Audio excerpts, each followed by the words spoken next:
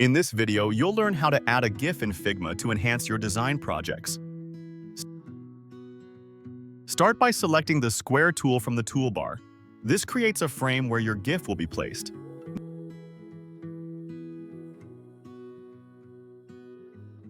Next, open the color contrast option to make sure your elements are accessible.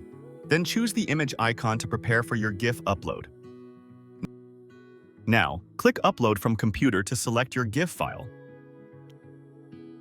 Choose the GIF you want from your recent files to add it to your design. Once uploaded, use the crop option to adjust your GIF's size so it fits perfectly.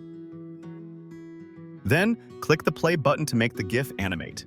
As you can see, my GIF isn't animating. To animate my GIF, click the Frame option and create a frame. Then, drag and drop your GIF into the frame. Finally, click the Present button to check if the GIF is animated. Wait a few moments. As you can see, the GIF is now animating correctly, and it has been added successfully. You've now learned how to easily add a GIF using Figma.